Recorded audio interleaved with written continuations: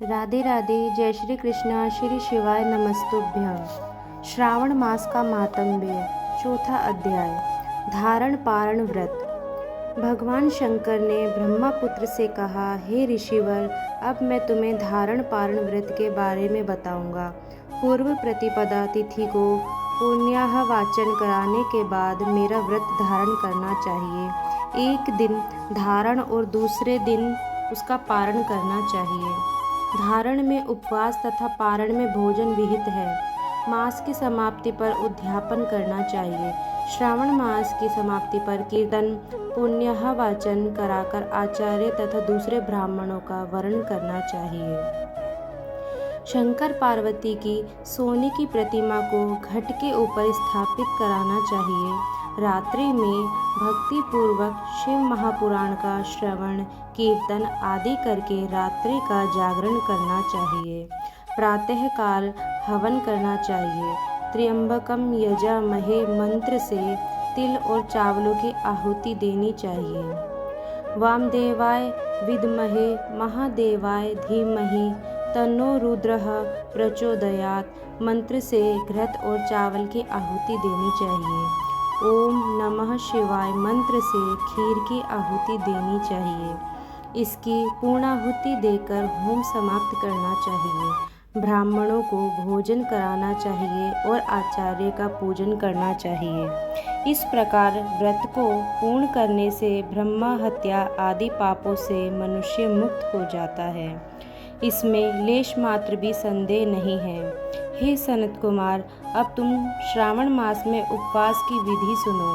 श्रावण मास की प्रतिपदा तिथि को मनुष्य एवं स्त्रियों को संयतात्मा एवं जितेंद्रिय होकर व्रत का संकल्प करना चाहिए और अमावस्या के दिन लोगों को वृषभध्वज भगवान महादेव का षोडशोपचार विधि से पूजन करना चाहिए। ब्राह्मणों को वस्त्र अलंकार देकर उनका पूजन कराना चाहिए। उन्हें भोजन कराकर दक्षिणा देकर हाथ जोड़कर विदा करना चाहिए। इसी तरह मास उपवास का व्रत मुझे प्रीतिदायक है। 1,00,000 संख्या वाली रुद्रव्रती विधि से करना चाहिए। इस विधि को हे सनत कुमार ध्यानपूर्वक सुनो। यह संपूर्ण सिद्धियों को देने वाली है। साधारण रुई की 11 बत्तियां निर्मित करें। यह बत्तियां रुद्र बत्ती नाम से जानी जाती हैं। श्रावण मास के प्रथम दिन इस विधि से संकल्प करें। श्रावण मास में देवों के देव महादेव हैं। मैं भक्ति पूर्वक गौरीश की 1,00,000 बत्तियों से आरती करूँगा। यह संकल्प कर प्रतिदिन 1,000 बत्तियों द्वारा पूजन करना चाहिए। व्रत की समाप्ति पर 71,000 बत्तियों से आरती करनी चाहिए तथा प्रतिदिन 3,000 बत्तियों से आरती कर अंतिम दिन 13,000 बत्तियों से आरती करनी चाहिए या एक ही दिन में 1,00,000 बत्तियों से आरती करनी चाहिए। यह बत्तियां मुझे सबसे अधिक प्रिय हैं। इनको शुद्ध घी से ही प्रज्वलित करना चाहिए। इसके बाद सदाशिव का पूजन करके कथा सुननी चाहिए। सनत कुमार भगवान रुद्र से बोले, हे महादेव, मुझे अब आप यह बताने का कष्ट करें कि इस व्रत का प्रभाव क्या है, इस व्रत को किसने किया है और इस व्रत के उद्यापन की विधि क्या है। यह सब बातें मुझसे विस्तार पूर्वक कहिए।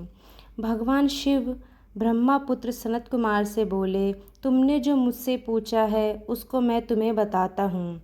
ध्यान पूर्वक सुनो।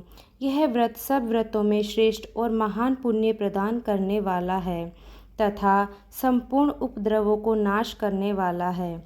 यह व्रत पुत्र पौत्र तथा सौभाग्य को प्रदान करने वाला माना जाता है। सत्य तो यह है कि तीनों लोकों में रुद्रव्रती जैसा दूसरा कोई भी व्रत नहीं है। इसके संबंध में मैं तुम्हें एक कथा सुनाता हूँ। क्षिप्रा नदी के किनारे उज्जैनी नाम की एक सुंदर नगरी है। उस नगर में सुगंधा नाम की एक अत्यंत सुंदर वैश्या रहती थी। उस वैश्या ने कई युवा पुरुषों तथा ब्राह्मणों के धर्म भ्रष्ट किए हैं। बार बार बहुत से राजाओं तथा राजकुमारों को बिगाड़ा। इस प्रकार उसने अनेकों व्यक्तियों को बुरी तरह से लूटा और लूटने के बाद धक्के देकर घर से बाहर निकाल दिया। अब वे सम्मानित नागरिक शर्म के मारे किसी को अपना मुंह तक न दिखा सकते थे।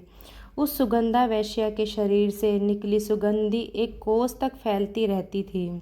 पृथ्वी पर उसके रूप लावण्य की ख्याति दूर दूर तक फैल गई। वह गायन विद्या में 6 राग तथा 36 रागनियों में निपुण थी। नृत्य में वह रंबा आदि देवांगनाओं को पीछे छोड़ चुकी थी। एक बार वह वेश्या क्षिप्रा नदी के तट पर गई। वहाँ उसने सब और ऋषियों को देखा। कुछ ब्राह्मण स्नान कर रहे थे तो कुछ भगवान शिव या भगवान विष्णु की अर्चना कर रहे थे। उसने वहाँ ऋषि वशिष्ठ को बैठे देखा। उनके दर्शन मात्र के प्रभाव से उस वैश्य की बुद्धि परिवर्तित हो गई। उसका मन वैश्य के जीवन तथा विषयों से हट गया। वह वैश्या महर्षि वशिष्ठ के चरणों में गिरकर अपने पाप कर्मों के नाश का उपाय पूछने लगी। सुगंधा वैश्या ने कहा, प्रभु, मैंने आज तक बहुत पाप किए हैं। आप मुझे उन पापों से छुटकारा दिलाने का कोई उपाय बताइए। महर्षि वशिष्ठ उस वैश्या की बात सुनकर बोले, तुम मेरी बात ध्यानपूर्वक सुनो। तेरे पापों का नाश जिस पुण्य के करने से होगा वह सब उपाय मैं तुम्हें बताता हूँ। तू वाराणसी में जाकर रुद्रव्रती नामक व्रत को कर। यह व्रत महान पुण्य देने वाला तथा शिव शंकर की भक्ति में मन को लगाने वाला है। इस व्रत के करने से तुम्हारी सद्गति हो सकती है। महर्षि वशिष्ठ के वचन सुनकर वह सुगंधा नामक वैश्या अपना खजाना नौकरों व मित्रों को देकर वाराणसी चली गई। उसने महर्षि वशिष्ठ द्वारा बताए व्रत को विधि विधान सहित किया, जिसके फलस्वरूप वह वैश्या पंचभौतिक शरीर को त्याग कर भगवान शंकर के शरीर में विलीन हो गई। जो भी स्त्री इस व्रत को जिस इच्छा को लेकर करती है उसे वह अवश्य प्राप्त होती है। हे सनत कुमार, अब तुम माणिक व्रतियों का महात्म्य सुनो। माणिक व्रतियों का व्रत करने से स्त्री मेरे अर्धासन की भागीदार बन जाती है। वह स्त्री महाप्रलयांतक मेरी प्रिया होकर निवास करती है। अब मैं तुम्हें इस व्रत की पूर्ति के लिए इसकी व्रतोद्यापन विधि बताता हूँ। इस व्रत को करने वाली स्त्री पार्वती सहित शंकर की प्रतिमा स्थापित करे। शिव पार्वती की प्रतिमा स्वर्ण की बनी होनी चाहिए तथा वृषभ की प्रतिमा चांदी की बनी होनी चाहिए। यथाविधि पूजन करके रात्रि जागरण करें। प्रातःकाल नदी में जाकर स्नान करें।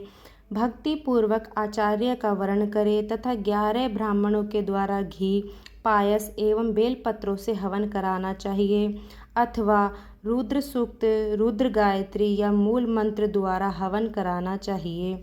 पूर्ण आहुति कर आचार्य आदि की पूजा करके 11 ब्राह्मणों को जोड़े सहित भोजन कराना चाहिए।